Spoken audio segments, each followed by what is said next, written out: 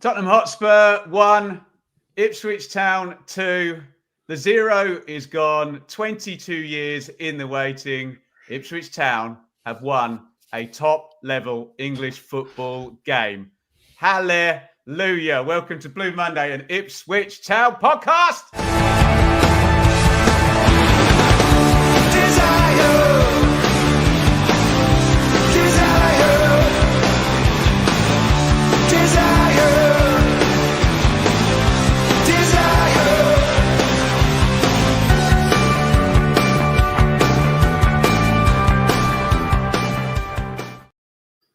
Well, I don't know about you, Joe, but I am sitting way more comfortably in my seat than I was, 4 hours ago or whenever it was. Did not see that one coming. What a brilliant result.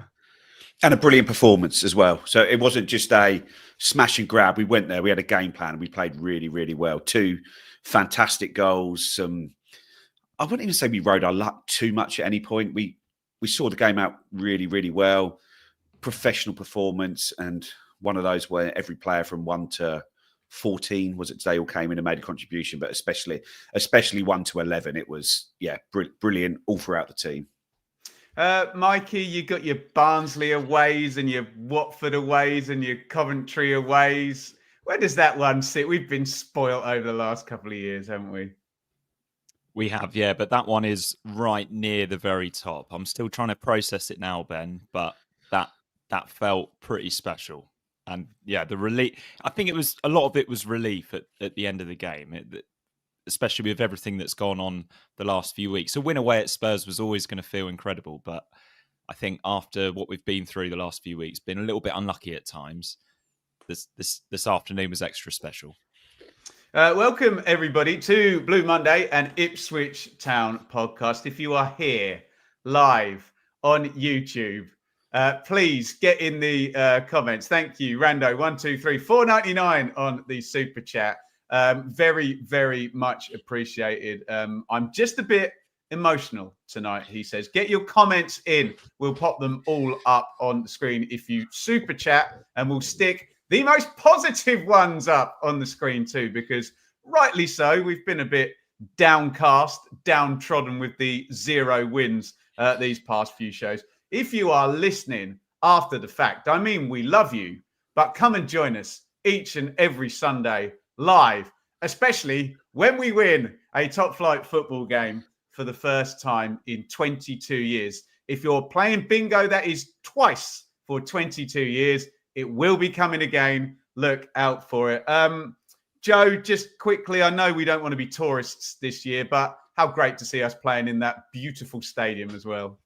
Yeah, and I've been there a few times, fortunately, but it is just such an incredible stadium. And you walk out there and you look around and you can see why some of these players, I'm not saying that anyone would freeze going into the big thing, but you can see the pressure that ground brings, being there, the crowd and everything on top of you there. And it's a massive step up. These players who have come from League 2, League 1, you're not signing players that have been in the Premier League and are used to these occasions. So it is going to take a little while to get used to these surroundings that we're in. And we've well and truly found our feet, though, I think, over the last few weeks. It's really just that second half at West Ham, that Everton game, where we haven't played well for me.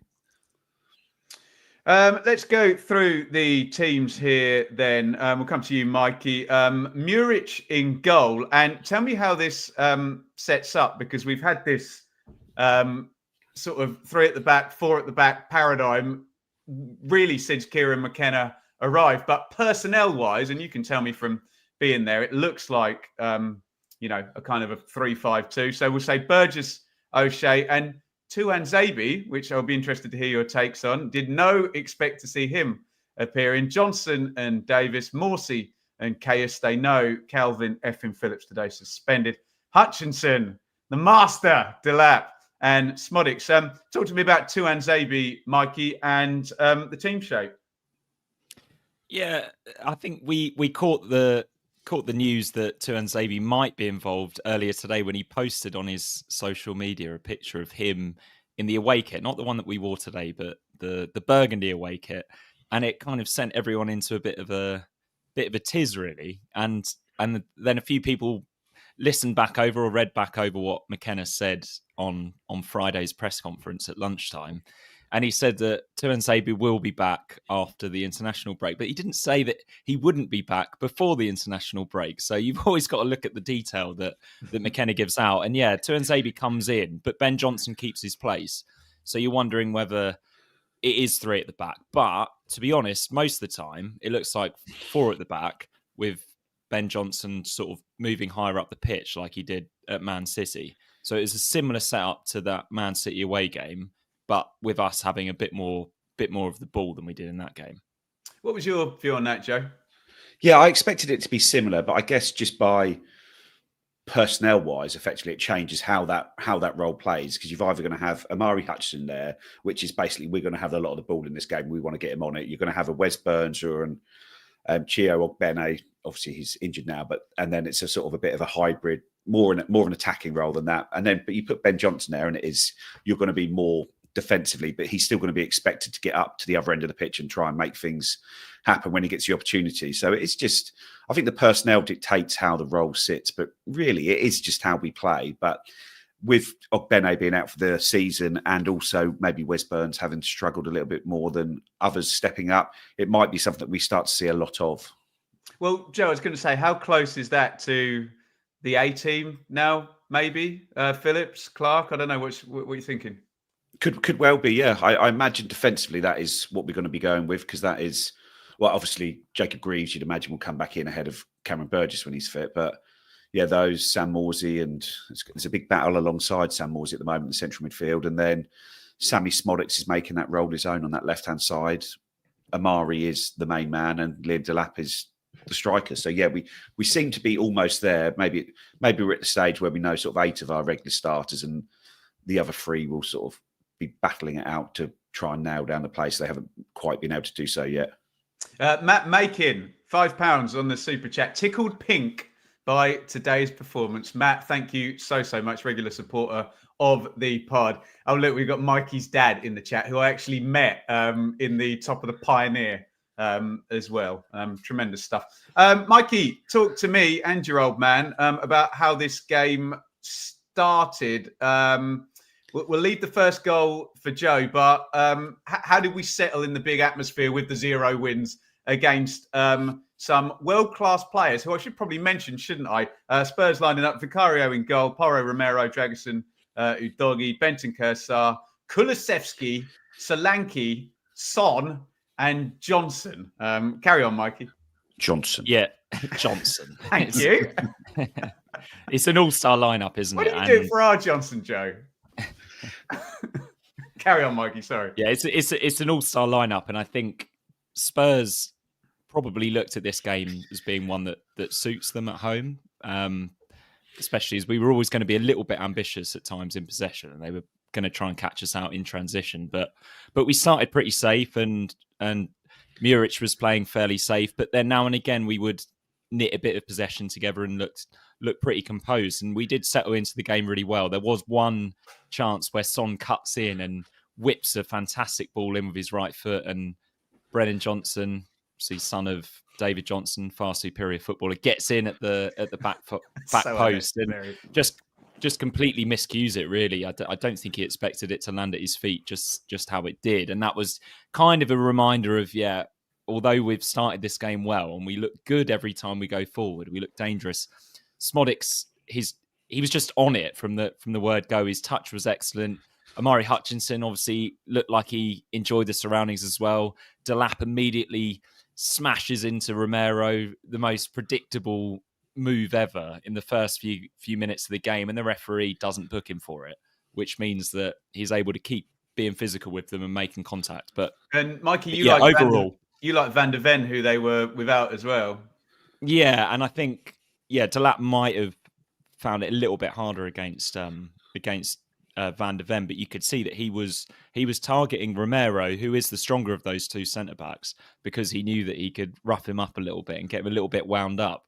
But yeah, apart from that, and it was a really good chance for Johnson, a really strong start to the game, really good composure, and basically just us picking up where we left off against Leicester. Joe, is it fickle if I make Delap my favourite Ipswich player over Broadhead now because Broadhead's not playing, so that would be fair enough, wouldn't it?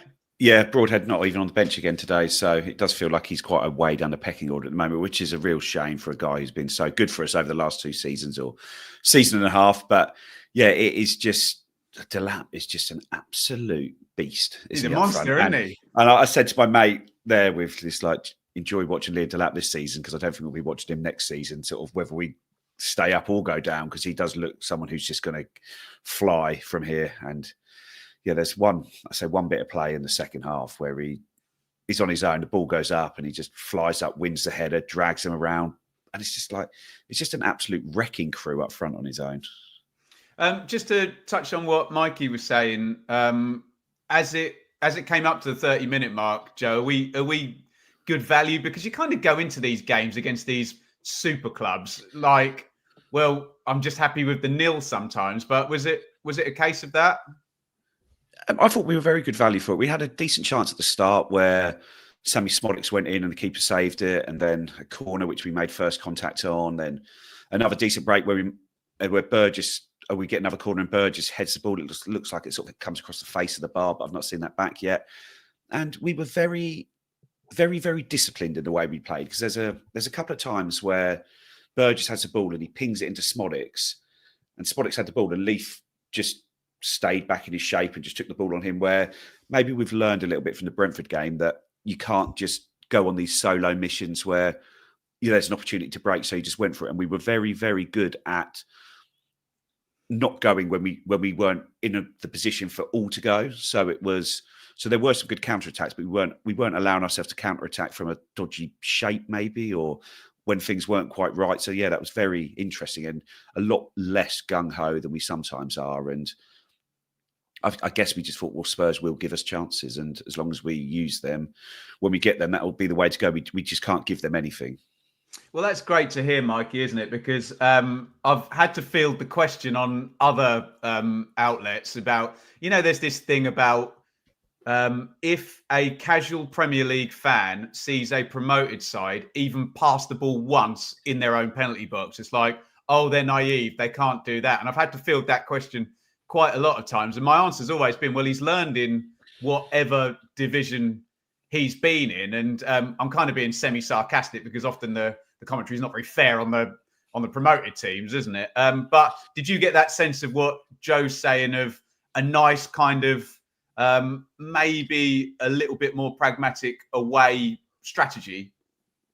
Yeah, absolutely. And I think if we went out there today and tried to play like we did in 95% of the games in the Championship, it would have been really, really difficult for us. And there was times today when we did slowly and patiently play out from the back, and it didn't quite work because we weren't able to get the space up the pitch. But yeah, I think it's a real feather in McKenna's cap that he doesn't have that ego. He'll happily go somewhere like Spurs and just say to the goalkeeper, look, you just need to be clipping it up to Delap, and we'll try and get bodies around him when we need to. And that's exactly what we did. And there was no sort of ego approach, no silly approach of us trying to outplay Tottenham today. It was just we're gonna play it pretty safe, and then if we get the opportunity, we're gonna break, and we're gonna use the skills that we've built up over the last couple of years in transition and counter-attacking and getting cutbacks and things like that. And we were still seeing a lot of the patterns of play that we've seen over the last couple of years, but it's picking the moments, and that's what it's about when you're playing against teams like Tottenham. It's staying in the game, but then when you get the opportunity, you've got to then be brave enough to try and play your proper football, which is what we did. It's not like we were just trying to get them up the pitch and lump balls into the box from set pieces. That we didn't score from set pieces today, did we? We scored 2 from open play. So I think, it shows that McKenna is kind of the perfect manager for just adapting to whatever sort of opposition he's up against. And the opportunity is coming, Joe, on minute 31. And we've discussed this in the green room. Not a bicycle kick, and an overhead kick, are we calling it? And Smolix, we said he's a finisher, maybe the best finisher in the club. Talk me through this goal. It's another one where, like Mikey said, we're waiting until we could get the ball into good possession and then play from there. And we moved the ball around quite well here, and it's sort of back and forth. And a couple of people trying to make a little break to break the lines, and it wasn't quite doing so. And when they failed, they would then recycle the ball and go away. And I think it's Jens Kajust who just sort of does make that break through the midfield. And at that point, we sort of move it about quite well, and it ends up on the right hand side with Johnson rolling the ball back to Kajust, who just sort of takes that little sort of rolls the ball forward and puts a cross in. It's not the best cross in the world, but Dragusin wins the first header, but just sort of heads it up in the air. And Smodic's there's 4 Tottenham defenders. He's the only player in there. And I think it's Johnson and I guess the right back who just almost just watch him, and he watches it the whole way down onto his foot and just sort of hooks it into that corner, giving Vicario no chance. And all of a sudden we're 1-0 up, and it's a very, very well taken goal from a good spell of possession in their third. And Joe, we've gone 1-0 up. Well, let me just say a quick thank you to Chris, 10 New Zealand dollars on the super chat. Watched a couple of Spurs pods. They seem to have a couple of tears in their eyes. There you go. Man United home win coming up. Talk about that at the end. Thank you, Chris, so much for your support. Joe, we've gone 1-0 up this season and struggled for the next goal to be ours, and often quickly conceded an equaliser. Someone give me the stats in the comments on that. I can't quite remember. But why did that not happen this time before we go to Mikey for the second goal?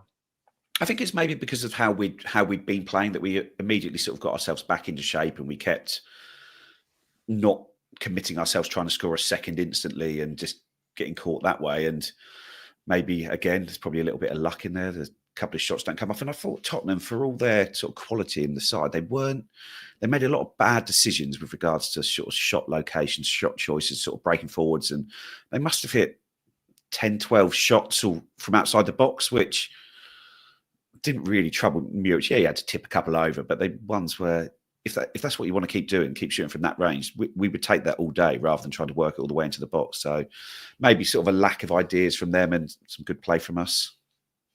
Mikey, not only are we not going to be pegged back to 1-1, we're going to go 2-0 up. And my new favourite player, that does feel like cheating, doesn't it? Liam Delap. I don't know what the XG for this goal is. What a finish.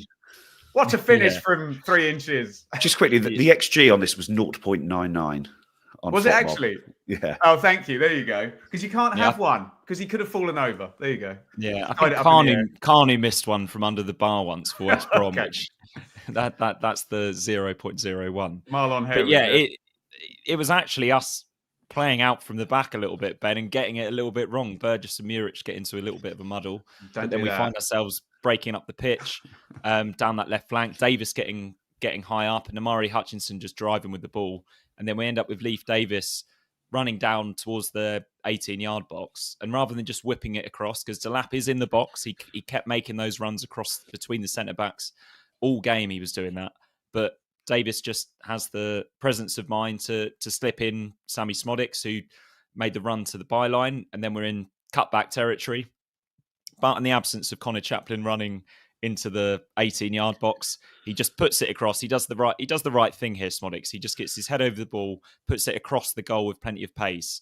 And yeah, Vicario spills it, and then it bounces off Dragusin, I think, who also got a touch in our first goal.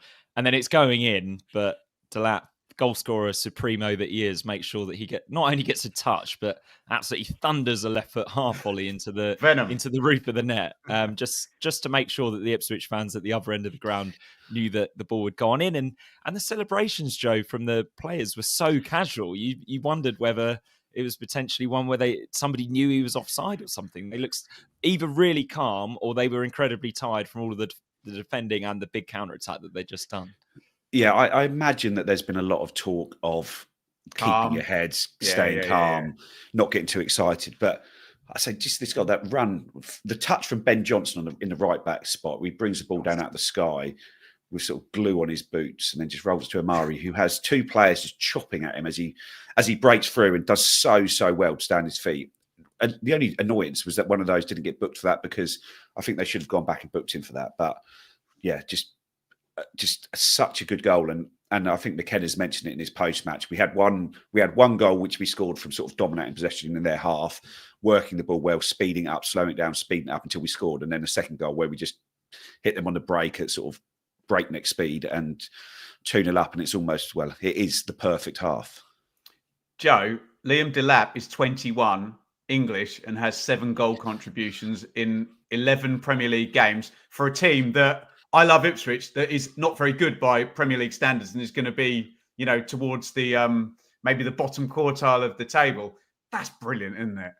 Yeah, and there was a stat doing the rounds from one of the stat places about goals in his first 10 starts, and it was more for Delap than Wayne Rooney, Alan Shearer, Michael Owen. Just amplifying the social media messages. Oh, okay. There you go. Well, read into that what you will. We're going to come up to half-time with a word from the lovely people at Atwells. Blue Monday is proudly brought to you in partnership with our friends at Atwell Solicitors, your ideal legal partner for work on property or business law. Their client care has repeatedly been recognised as outstanding, and they are people-focused with a plain English approach which sets them apart. They have offices in Ipswich, Colchester and London, and to find out more, head to atwells.com. So, Mikey, I'm watching from afar and it's 2-0 at half-time, and obviously my brain's going, oh, please don't lose 3-2. This is going to annoy me so much. And all that nonsense about 2-0 being the most dangerous score and teams playing, free and loose in the second half. I'm sure me and thousands of other Ipswich fans were thinking the same thing. What would Kieran McKenna have said at half-time, given it's like, lads, you haven't won all season and you are well in pole position to win this now? Yeah, you imagine that he's just cool as a cucumber and he's just... Of course he is. Not even mentioning the scoreline in the game. He'll just be focusing on the minor details of the game and make sure that you're picking up Son in this area and make sure that if Maddison comes on, remember that you need to be pushing him in this direction of the pitch. And you'd think that that's probably what McKenna's doing at half-time in amongst the craziness of it all and the emotions. But I also wonder whether he talks to the players about what needs to happen if and when we do concede a goal. Because that has been a big problem for us this year. It's the minutes that follow us conceding a goal have been really difficult for us. But I think at the same time, when they went in at half-time, surely he's just absolutely blowing smoke about that performance and how good they've all been. And just reminding them of just little things here and there. But it was one of the best first half performances you've ever seen from Ipswich in modern times.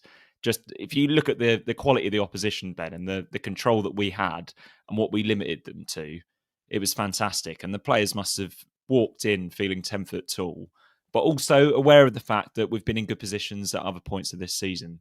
And that just sort of niggling in the back of the mind and just thinking, if we can just get it to the last 10 minutes where we can just defend our goal with our lives and just head it and kick it, basically. If we can get to that situation, that would be a win. And yeah, spoiler alert, that's ultimately what we were able to do.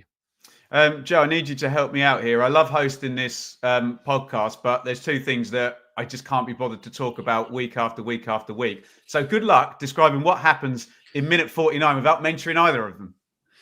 Okay, so there's Son gets a ball on the edge of the box, sort of left-hand corner, and takes a shot, which Muric gets across well, tips over the bar, and then sort of corner comes in and it ends up with Solanke, who just sort of seems to hook the ball into the goal, but it seems to go in a funny angle, and every single Ipswich player in the vicinity of it puts their arm up in the air, appeals for the penalty. Solanke sort of gets the ball out of the goal and sheepishly runs back and puts on the centre spot.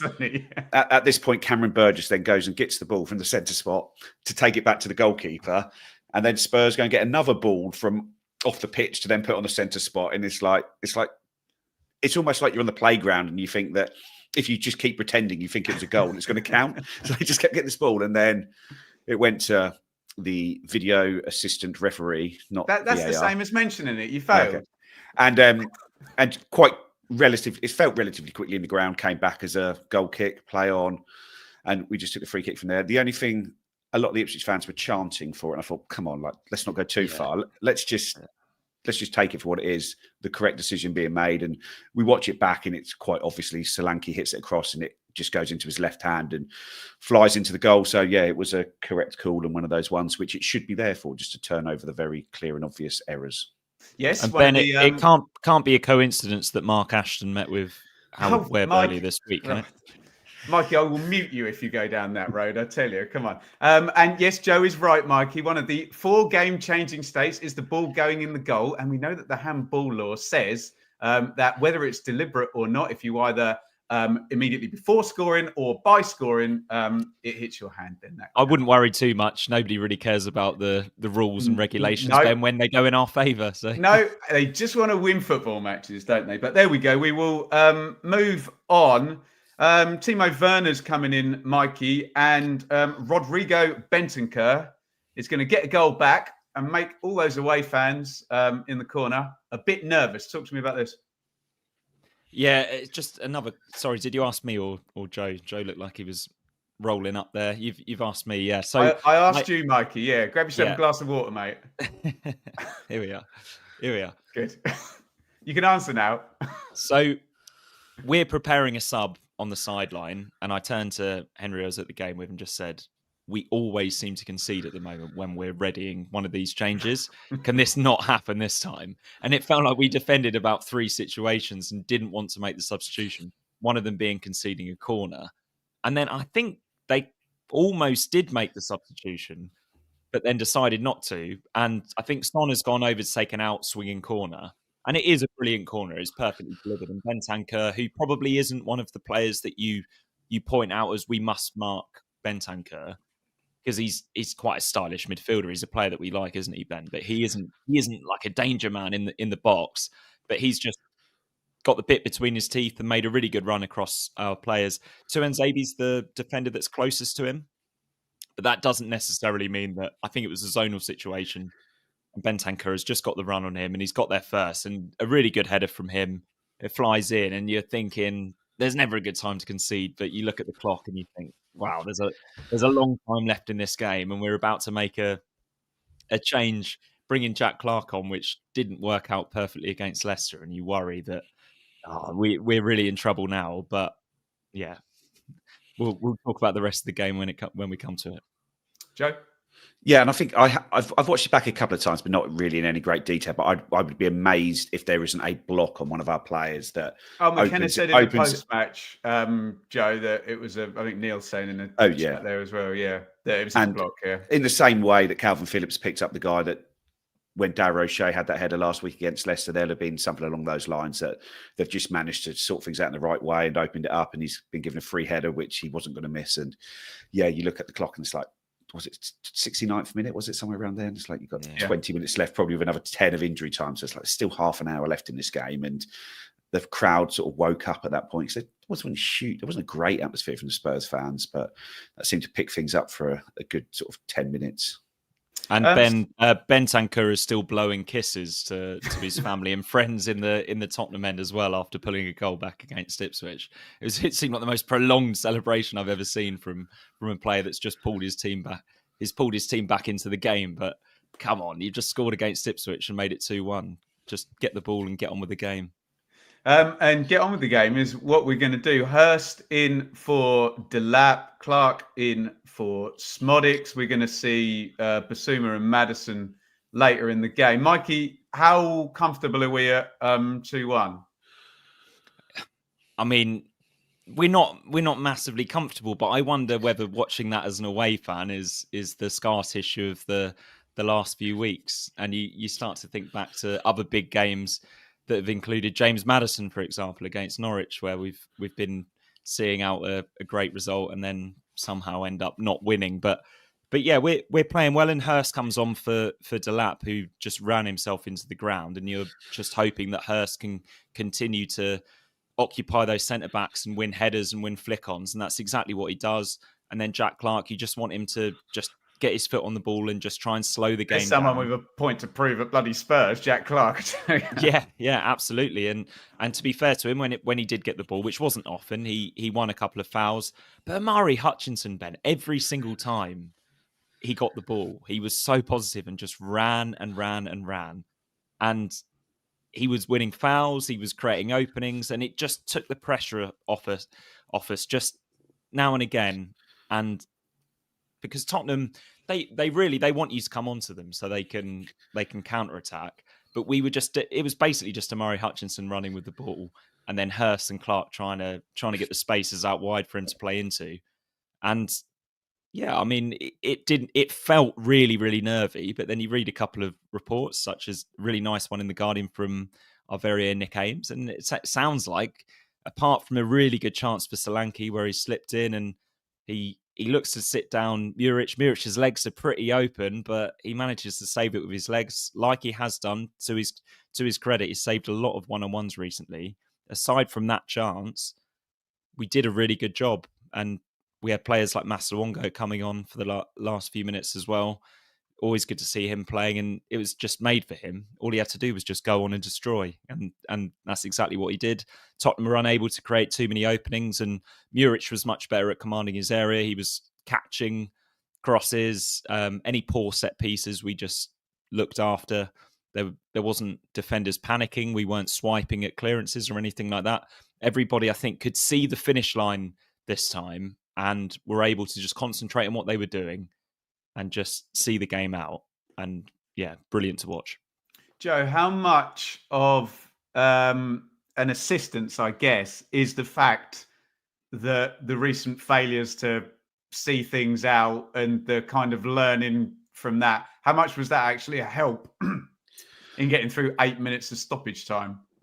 I guess not just that, also the experience of having done it so many times over the last 2 seasons as well is what helps get us over the line. And it felt like, I'd imagine if I watched it back, it's like the Coventry game last year, where in the stadium it felt really, really tense. But when you actually think back, it's like, well, they didn't really have any chances in that. Obviously, they had the Solanke one at the end, which Muric as well. But when we needed someone to take the pressure off us, someone was able to get the job done. Someone was able to, Amari Hutchinson a lot of times dribble the ball up the pitch, win a cheap free kick, slow it down, have someone else come over and take the free kick, move it there. And it was almost like Kieran McKenna had sat the guys down, the new players, with some of the games from last season, sort of say, this is how you shut a game down. And yeah, we did it. We sort of pushed the boundary of what was acceptable probably as far as we could at times, and probably went over it a few times. But all the things you like moan about when it's done against us, yeah? Yeah, and I do, and I'm not complimenting it, but you have to play the game with the rules that are in place.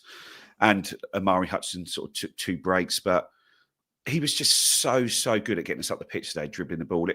Like I say, maybe some of the older listeners on here maybe could say, because I remember when they talk about the team in the 80s, they always talk about when we were tired, we just gave the ball to Franz Tyson, we just let him dribble for a bit, and it feels like that's what Amari Hutchinson was doing today. I'm not equating him with Franz Tyson, not at this moment anyway. He definitely did, and people will clip it out. Yeah, so I just think that it was just that, and he's just seemed to land on the ball in such good positions. Every time the ball was cleared, it seemed to be that he was just able to get there and nip the ball ahead of someone. And I'd imagine his legs are going to be in a bad place for the next couple of days, because it was an absolute Herculean effort from him, as well as all the players, but him especially.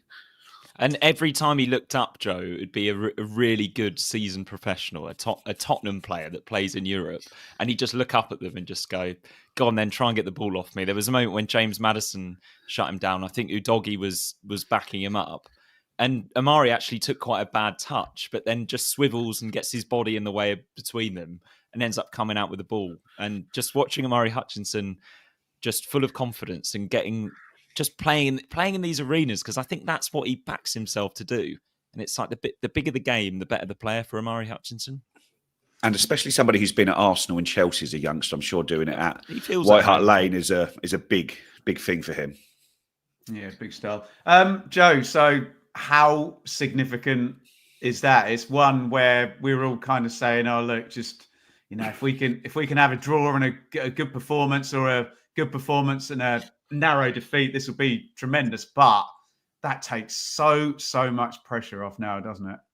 Yeah, and it was huge, because some of the players who've had a bit of criticism, and I think obviously the one you point to is R.O. Muric, who's had a bit of criticism, came out there and claimed so many crosses, made the big save at the end. And when the players come over at the end of the game, Sam Morsey pushes him forward and the crowd give him give him a big cheer and that, and you just think this is what he needed. You needed him to have a big game from there. But you look at the season so far. We're now 11 games into the season, and it's 8 points. And I think if anything, we're probably a couple less than maybe what we deserved. But I don't think we've got any more points than we deserved. And you think, well, actually, that's not a bad position to be in. 8 points from 11 games. It was just disappointing when you saw, obviously, Wolves getting the win yesterday, and then it was Ipswich, the only team in the 92 who haven't won a game yet. And I wouldn't have. Was it the whole night? That's Burton one, didn't they? Yeah. Yeah, you wouldn't have wanted that narrative taking you across another international break where it's just, Ipswich still haven't won a game. The promoter teams, Ipswich and Southampton, are struggling. They're right at the bottom, and it just to lift that, and which was more than anyone thought could ever happen in this game. I think people look at it thinking, well, if we get a point, we've got a fantastic result here. But now to have 8 from 11 points, we've got that win. We're out with the relegation zone. I know it's still early days, but it's still better to be in 17th than 18th, and it will be all season to be in that position. Agreed. And you just look at it, and the monkey is off our back. We now are just a Premier League team. We've gone and I think if we'd have just gone and won a normal game, and at Tottenham, you just want to smash and grab. We've gone there. We've had 2 shots. They've had 20. The balls hit the post. The keeper's had the game of his life. We've done this, done that. But it wasn't like that until we went there. Like the Brighton game, Joe. Yeah, like that. If we'd have gone there and just nicked a late goal when Delap went through and goal, that'd have been a bit like, okay, well, we did well. We sort of shut the game down. But you play that game 9 times out of 10, they probably win that. Where today, you play that game 10 times, maybe we win 4, they win 4, and there's a couple of draws. It wasn't It was a proper game plan performance carried out perfectly by the playing staff and drawn up perfectly by the coaching staff. Rich, can you just stick that super chat? But thanks, buddy. Very Finnish problems. 22 euros. Very, very kind indeed. I get the significance of 22. Thank you. That's another one on the bingo card. Brilliant performance. Waited 22 long years for that. Fantastic way to celebrate Father's Day here in Finland. Thank you so much for all the super chats. Same question to you, Mikey. What a surprise. How significant to win right now before an international break as well. Yeah, it just takes the pressure off us, doesn't it? And we're no longer the team that's talked about as, you still haven't won, have you? You still haven't won. We're now the team that went to Spurs and won, having been unlucky not to win or get good results in previous matches. So, yeah, it really does take the pressure off. And now maybe the narrative switches to, well, they've got this superstar striker. Why isn't he in the England squad? And if Ollie Watkins or Dominic Solanke pull out for whatever reason from the England squad, you wouldn't bet against Lee Carsley calling up Liam Delap. And then it becomes Ipswich Town are that team that aren't in the relegation zone, despite that really difficult start to the season. And they have an England international in their ranks. So, yeah, a huge win. And also a vantage point as well, because they're going to have to dig in against so many teams this season. And having that muscle memory and just that emotional performance that they've put in today will hopefully hold them in good stead, because they'll think, well, we were able to protect a lead against Spurs. We should be able to protect a lead against, I don't know, Crystal Palace, Bournemouth, Nottingham Forest, those sort of teams. So, yeah, it might not count for much in the end if we end up getting relegated, but yeah, it definitely gives us a chance. A chance is a fine thing for Natasha Thomas, who smashed in another 3 for the ITFC women today. The GOAT with a hat-trick in a 7-0 win at Cheltenham, kind of running concurrently with the Spurs game. Big game for the ladies against Oxford at Felixstowe next week. A big shout out as well for One Stop badges. You can get 10% off with the guys at One Stop. And all the details and whatnot are in the description for that. Right, let's get into the roundup in association with Innovation Labs. After I say thank you to Max FX, I think they're Aussie dollars there, 20 Aussie dollars on the super chat. We should win more often. Thank you, everybody, for your wonderful, kind donations. Really, really kind. Here comes the roundup.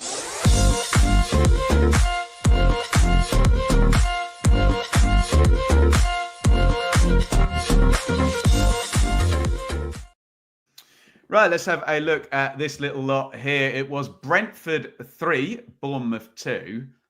Probably quite helpfully, Crystal Palace 0, Fulham 2. Maybe we'll go to Mikey on that one. West Ham 0, Everton 0 feels reasonably helpful. Maybe, Joe, you could do us a bit on Wolves 2, Southampton 0. Man City are rubbish, not our concern, but they lost the game. Liverpool 2, Villa 0. Of some relevance, Manchester United 3, Leicester 0 for 2 reasons there. Forest 1, Newcastle 3. And Chelsea 1, Arsenal 1. I'll do the partridge gif on that. And Rich, if you can go to the table, if we have it, I'm going to like this very, very much, because I totally, even though some people think me and Joe Fairs argue, even when we agree, I totally agree with Joe Fairs that I would like to be in 17th. I will be in 17th place all season, if that helps. And that's exactly where we are, obviously, after the Palace defeat.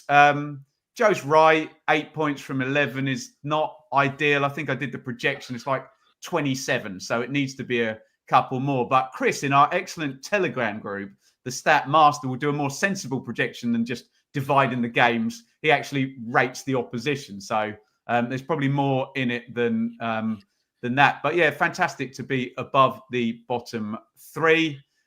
We have Southampton at the bottom there, Wolves and Palace, and a game away from Everton and Leicester now. Mikey, talk to me about Palace. You know quite a lot about Palace. I keep saying, for the most part this season, in the end they'll reach 43 points or something and not be in any danger. I do still believe that, but they're doing a good job of hopefully proving me wrong. Yeah, well, they've got a huge injury crisis, Ben. They're missing so many midfielders for this game. Will Hughes was suspended, so he'll come back in, and I think Decore came off the bench, so he's back. But Jefferson Lerma was injured, Eza was injured, Adam Wharton was injured, and Palace at the moment don't look like a team that can afford to carry all of those injuries. Like they've lost a lot of confidence, they've lost momentum, and momentum counts for a lot. And I think it was alluded to in one of the shows earlier on in the week that we did that Parish has been known to get a itchy trigger finger, and he will make a change if things really aren't going well. And could he make the wrong one, please, Mikey? I think he possibly would. I mean, that's a request. Roy Hodgson's probably sat next to his landline as we speak, isn't he? Bless him. It's Roy Hodgson and David Diamond are the only people who answer their landlines in England, right? Yeah, shout out to David Diamond, who's currently on a boondoggle in Dubai. Oh dear. Let's hear from Joe, Mikey. But no, I haven't finished yet on Palace Fulham. But but my loved ones who were at the Palace game came home and said that Fulham just looked quicker and more physical. And you worry for a team that goes up against a mid-table side, albeit one that's in good form, and comes away saying that they just look a cut above us. So I think Palace potentially are in this relegation battle for the long haul. And I need to say that quietly. Joe, you said Wolves winning was unhelpful. What's your thinking there? No, I think it's probably helpful them taking points of Southampton, but I think that Russell Martin may need to be on the phone to Howard Webb this week as well as the job centre, because he could be in a bit of trouble. But no, they were really hard done by yesterday, and I struggled to see why the narrative. Tell me you're not going to talk about the video stuff. No, that's why I just said I've made my point on that. But I just struggled to see the narrative around Southampton as to what's the national media and everyone expect Southampton to be doing this season, if that makes sense. They were relegated. They've given Russell Martin the job. He's reinvented the way they play. He's got them promoted, and now they're struggling. And it's like, well, he needs to be sacked. It's like, well, what are you expecting? What do you think needs to happen? Because I think I'm not sort of trying to dig him out here, and I think maybe he does need to adapt his style slightly. I think he may need to adapt his style slightly, but I don't really understand why their expectations are so much higher than the expectations on Ipswich and Kieran McKenna, for example, because up until this weekend, we were on 5 points, they were on 4, and you wouldn't hear a single person in any media say that Kieran McKenna should be under any pressure, where Russell Martin seems to be under a huge amount of pressure. But I think if Southampton sack him, I think that's probably them confirming that they don't really know what they're doing. So that would probably be a good thing. Are you you suggesting possibly, Joe, that the national media don't take a nuanced view and particularly understand the chasm in finances as we go down the English football pyramid? And unfortunately, teams that pass between the top two divisions are in a weird kind of stasis and shouldn't be judged in the same way as other Premier League teams. But that's not really going to get clicks, is it? But there we go. I shouldn't rant too much about that. Where are we going next, guys? I think we're going to go to questions. Everybody get your questions in via the chat. Stick a Q beforehand and a question mark afterwards. Just quickly there was a point there, a comment from Pete at the bottom there about, is it too early to say the 3 teams that go down will come from the current bottom 6? I think that needs to be extended to the current bottom 7 with West Ham in there because they look awful. But yeah, I think it will be the current bottom 7. And I can't imagine Julian Lopetegui is too long for his role in the London Stadium. So yeah, it looks like it's going to be the 3 promoted teams. Everton, Wolves, Palace, West Ham look like the worst 7 teams in the league at the moment. So we've just got to be better than 3 of them. And we are entering the graveyard of the November international break. Although if you saw the Luton manager's interview after the game yesterday, I think perhaps that might be the first one on the agenda. Shows next week. Joe Fairs might have something up his sleeve for a little bonus show next week. Keep your eyes on socials for that during the international break. We may be hearing from Rich on the ITFC women ahead of the big game against Oxford as well. And feel free, hit us up on the socials, on Twitter and in the comments on YouTube. Let us know what you want us to talk about. I would be far more happier doing a State of the Nation show next week. Now the 0 has gone. So maybe we can do our normal thing and rest a little bit easier there. Right, get these questions in. And we will go to Mikey.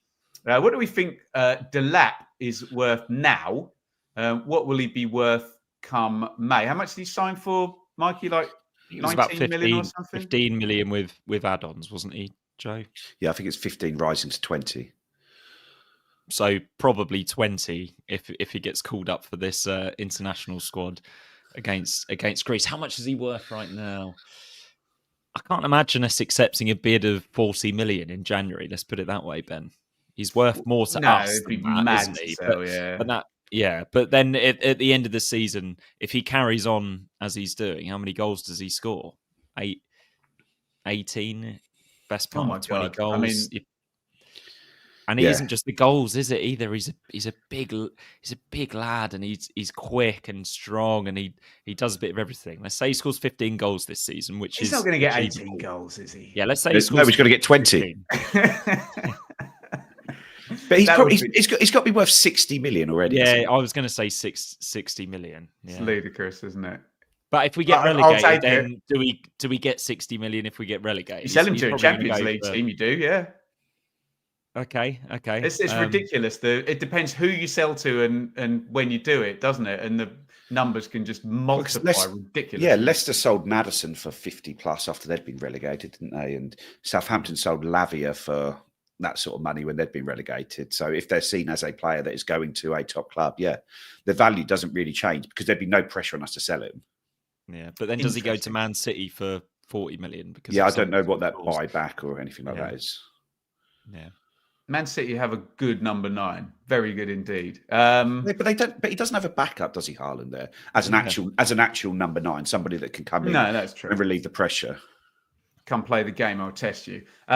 Nick, has the international break come at the wrong time? I think when you look at the players at the end of the game, I think it's come at a good time. You just have to hope that there's maybe a couple of pullouts from the players that are going away.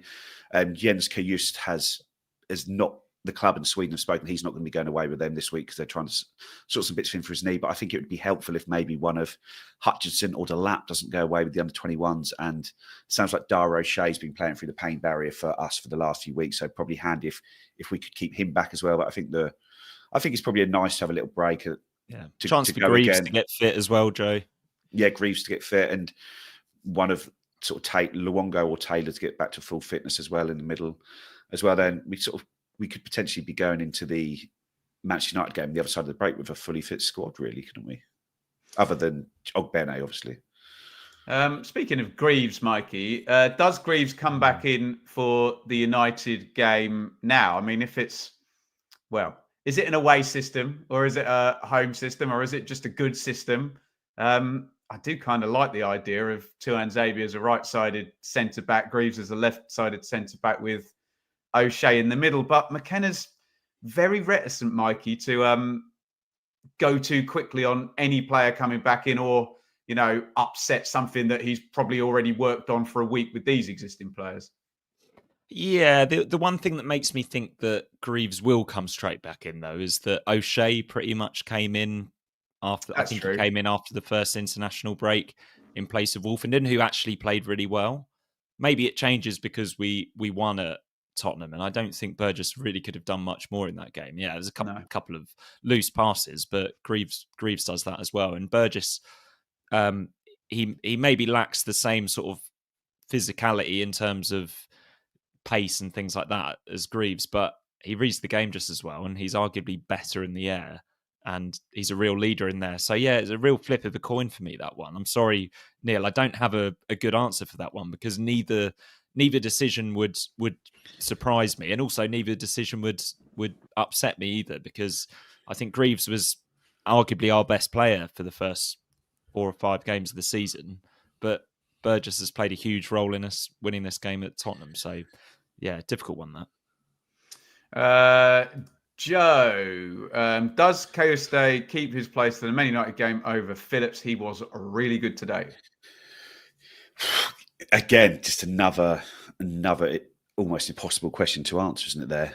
Because they're both top players, and Kajust Phillips Kajust Phillips and Morsey are really going to be battling it out for 2 places over the remainder of the season. But yeah, I think I don't think anyone could argue if he does keep his place, because I thought him and Morsey had a really nice balance struck today. But you don't know whether that's because of the way the rest of the team was structured around him as well.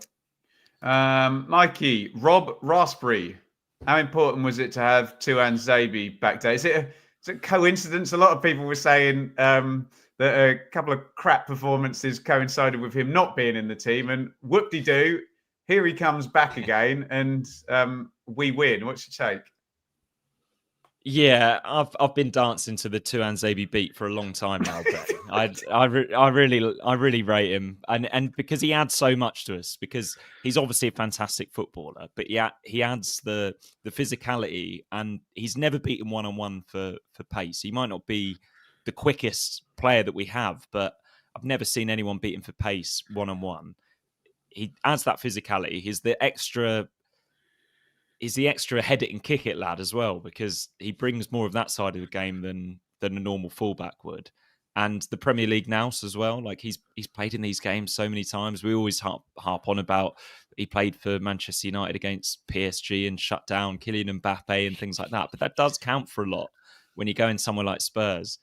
And I think Ben Johnson as well today, I need to give him his flowers. Like it probably helped him having Axel Tuanzebe inside him, just talking him through the game and just marshalling that back 3, back 4, back 5, and just made the game so much easier for him. And they were able to double up on Son at times.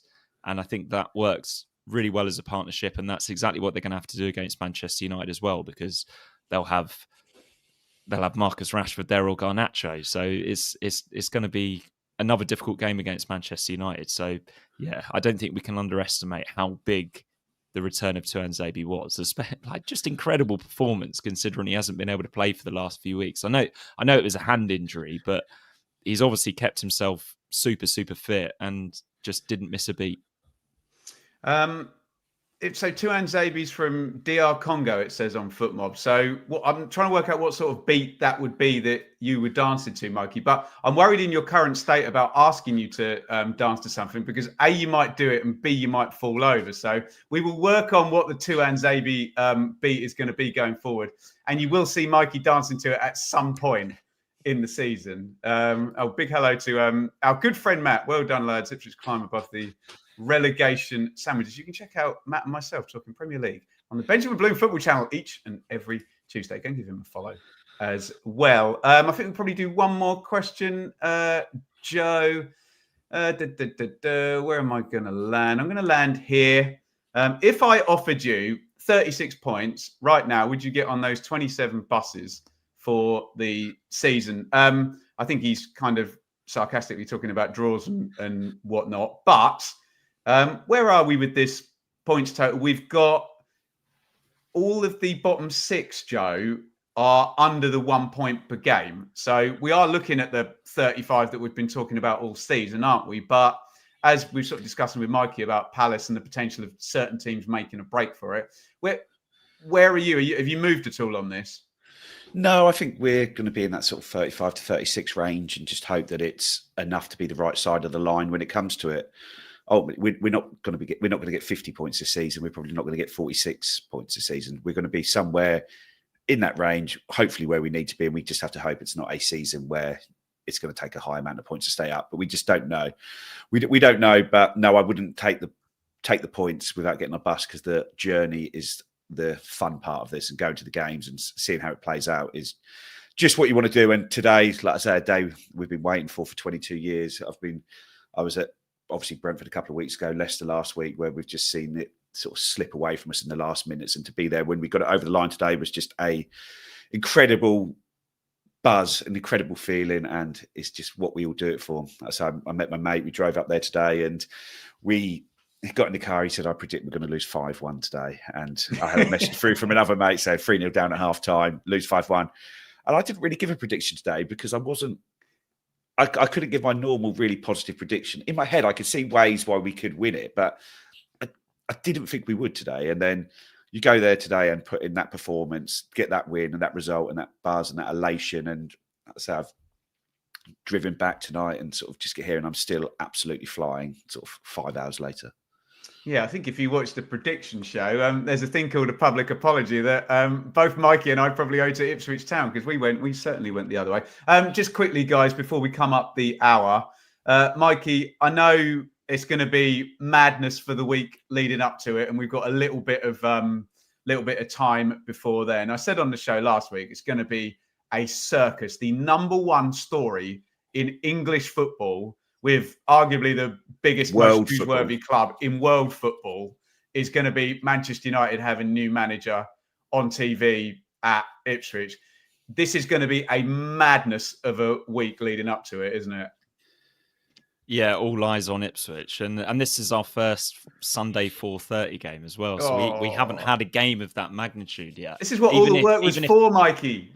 It was, yeah. Yeah, all of that, the work around the stadium and all of the extra cameras and the TV studio, that's all geared towards a Category 1 game. And that's what this one is. And I think we all deep down hope that Erik ten Hag he'd hold on until this game. Bless him, but it didn't quite work out that way. And it feels like this is going to be a difficult one for us to call in the prediction show, Ben, because if one of us calls 4-0 Man United and one of us calls 1-0 Ipswich, I think we've got the two options covered, haven't we?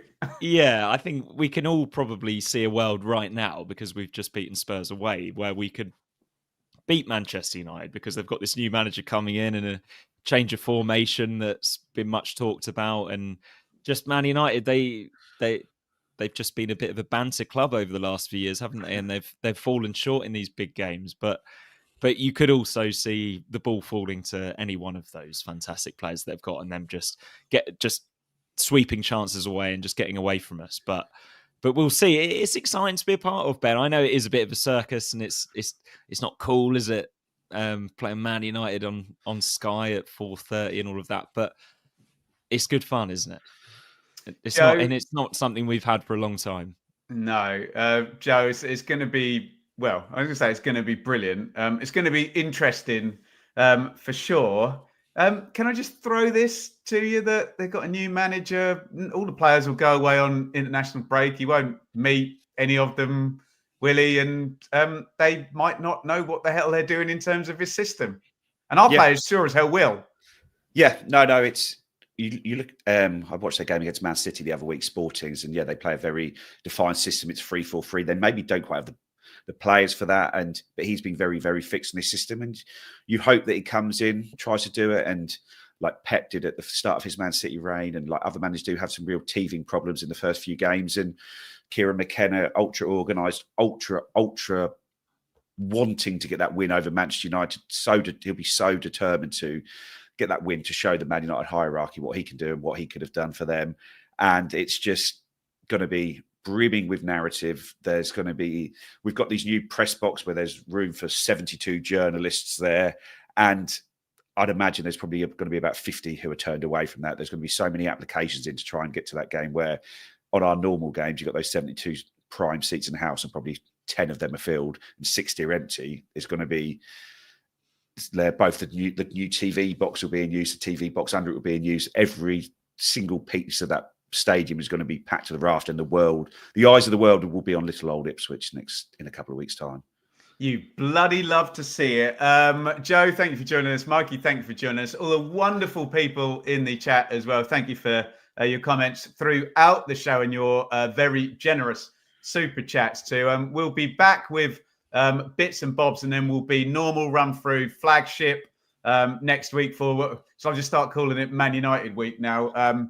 Flagship and Rewind and predictions with Mikey. And then Rich and Seb will be here for the preview. And who knows what will happen when Manchester United come to town. But I don't really care about that, because Ipswich Town won their first bloody Premier League game this season and for 22 years. And let's all just damn well enjoy it. And we'll see you very soon on Blue Monday and Ipswich Town podcast.